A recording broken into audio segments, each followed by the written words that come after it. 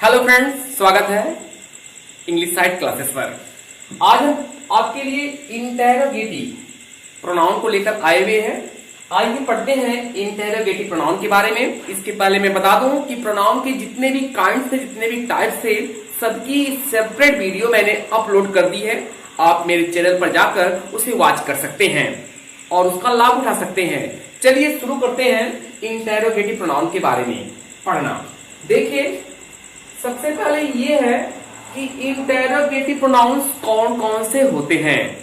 तो ऐसे question words जिनका प्रयोग प्रश्न पूछने के लिए प्रयोग किया जाता है और वे केवल पर्सन या थिंग्स के लिए ही प्रयोग किए गए हों, उन्हें ही हम इंटेरोगेटिव प्रोनाउन कहते हैं। ऐसे तो क्वेश्चन वर्ड्स कई होते हैं, लेकिन सारे क्वेश्चन वर्ड्स इंटेरोगेटिव प्रोनाउन नहीं होते हैं। तो आइए जानते हैं कौन कौन से क्वेश्चन वर्ड्स इंटेरोगेटिव प्रोनाउन का वर्क करते हैं।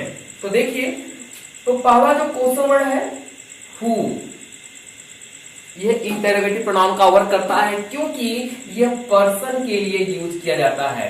तो जो क्वेश्चन वर्ड पर्सन के लिए या थिंग्स के लिए यूज किए जाएंगे, वही क्वेश्चन वर्ड्स प्रोनाउन का कार्य करेंगे, वो भी इंटेरोगेटिव प्रोनाउन का। दूसरा देखिए, इसका जो ऑब्जेक्टिव केस है कौन है, whom, यह भी तो पर्सन के लिए यूज किया जाता है, इसे भी इंटेरोगेटिव प्रोनाउन की कैटेगरी में रखा गया है। तीसरा जो है वो whose है, इसका जो पोजेसिव केस है, यह भी इंटेरोगेटिव प्रोनाउन के अंतर्गत रखा गया है क्योंकि ये पर्सन और थिंग्स दोनों को रिफर करता है। और जो चौथा है आपका विच को भी इंटेरोगेटिव प्रोनाउन के अंतर्गत रखा गया है क्योंकि ये केवल थिंग्स के लिए यूज किया जाता है। और आपका जो पांचवा है व्हाट, इसे भी इंटेरोगेटिव प्रोनाउन के अंतर्गत रखा गया है क्योंकि यह भी किसको दर्शाता है, थिंग्स को दर्शाता है। इनके अलावा कुछ और भी क्वेश्चन वर्ड है, जैसे वाई को इंटेरोगेटिव प्रोनाउन नहीं कहा गया है। वाई को इंटेरोगेटिव प्रोनाउन नहीं कहा गया क्योंकि ये किसी थिंग्स और पर्सन के लिए न यूज होकर केवल रीजन दिखाता है और रीजन कोई नाउन नहीं है, इसलिए ये इंटेरोगेटिव प्रोनाउन नहीं है। दूसरा क्या है व्हेन, ये टाइम को शो करता है, टाइम कोई नाउन नहीं है, इसीलिए इसे भी इंटेरोगेटिव प्रोनाउन के अंतर्गत नहीं रखा गया है। अगला है आपका वेयर है, यह भी आपका इंटेरोगेटिव प्रोनाउन नहीं है क्योंकि यह प्लेस को दर्शाता है। अगला है आपका हाउ, यह भी इंटेरोगेटिव प्रोनाउन नहीं है क्योंकि ये केवल किसको दिखाता है, मैनर दिखाता है। और आपका जो अगला है हाउ मेनी और हाउ मच, इन्हें भी इंटेरोगेटिव प्रोनाउन के अंतर्गत नहीं रखा गया क्योंकि सब क्वेश्चन वर्ड है, फिर भी इन्हें नहीं रखा गया क्योंकि ये पर्सन और थिंग्स के लिए नहीं प्रयोग किए जाते हैं। ये तो केवल नंबर दिखाता है, नाउन की क्या नंबर दिखाता है, और ये नाउन की क्या दिखाता है, क्वांटिटी दिखाता है। इसीलिए इन 6 को इंटेरोगेटिव प्रोनाउन नहीं कहा गया है और इन 5 को इंटेरोगेटिव प्रोनाउन कहा गया है।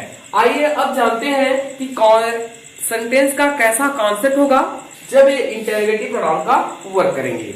तो कॉन्सेप्ट को ध्यान से देखें और सारी बातों को समझ लें।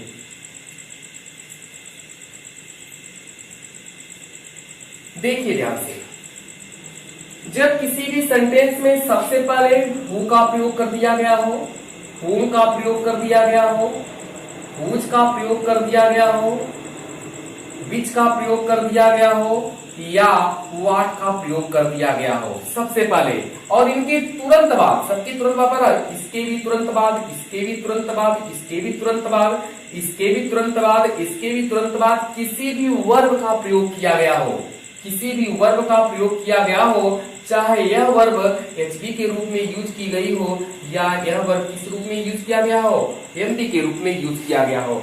यदि इन क्वेश्चन वर्ड के बाद तुरंत वर्ब हो, चाहे वो एचबी के रूप में हो या एमडी के रूप में हो, और आगे का जो कॉन्सेप्ट है सब्जेक्ट प्लस वर्ब ऑब्जेक्ट या अदर वर्ड, अंत में इंट्रोगेशन मार्क हो, यदि यह कंडीशन आती है तो तभी हम इन्हें इंटेरोगेटिव प्रोनाउन का नाम देंगे।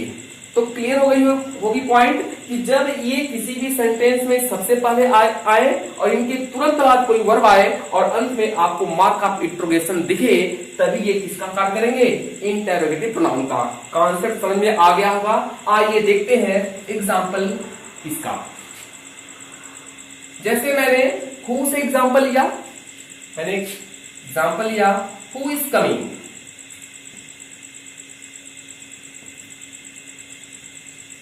क्वेश्चन देखिए, हु के बाद क्या है, एचवी का प्रयोग कर दिया गया है।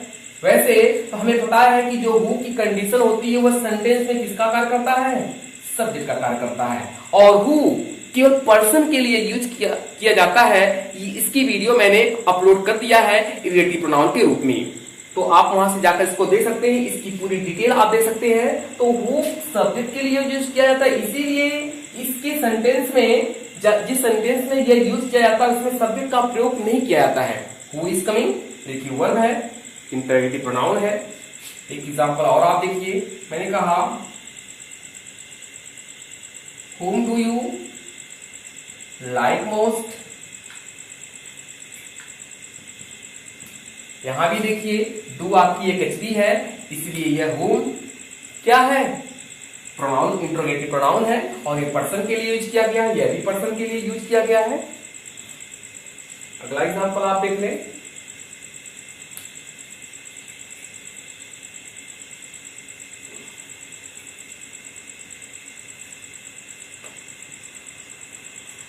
What is your father.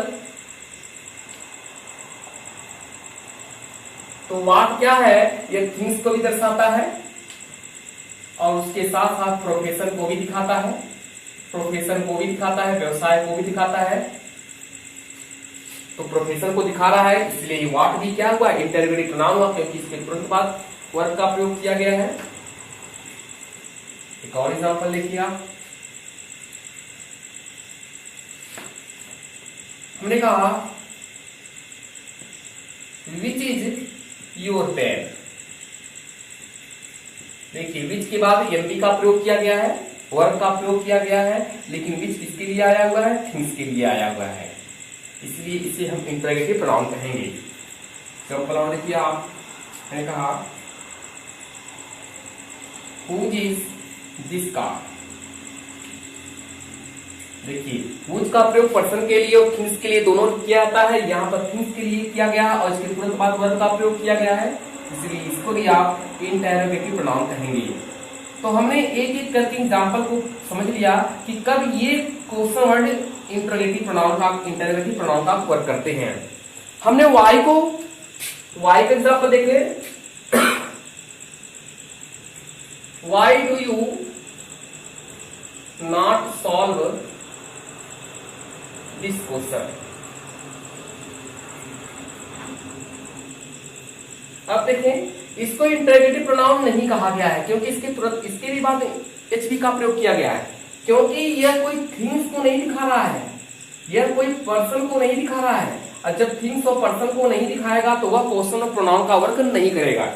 ये केवल रीजन दिखा रहा है, क्या दिखा रहा है, रीजन या काज को दिखा रहा है, कारण को दिखा रहा है, और कारण वाले क्वेश्चन वर्ड इंटरोगेटिव प्रोनाउन नहीं होते हैं। इसलिए why, when, how many, how much को इंटरोगेटिव प्रोनाउन नहीं कहा गया है, और हु, हुम, हुज, विच और व्हाट इंटरोगेटिव प्रोनाउन है, क्योंकि ये सिर्फ पर्सन और थिंग्स के लिए यूज किए जाते हैं। तो आशा करते हैं कि आपको इंटरोगेटिव प्रोनाउन समझ में आ गया होगा कि कितने क्वेश्चन वर्ड को इंटरोगेटिव प्रोनाउन कहा गया के अंतर्गत रखा गया है और कितने को नहीं, और क्यों नहीं रखा गया है। सारी बातें स्पष्ट हो गई हैं, आपको पूरी तरह से समझ में आ चुका होगा। यदि आपको समझ में आता है तो मेरे चैनल को सब्सक्राइब करें, वीडियो को लाइक करें और जितना अधिक हो सके इसको शेयर करें। मिलते हैं नेक्स्ट वीडियो में, तब तक के लिए धन्यवाद।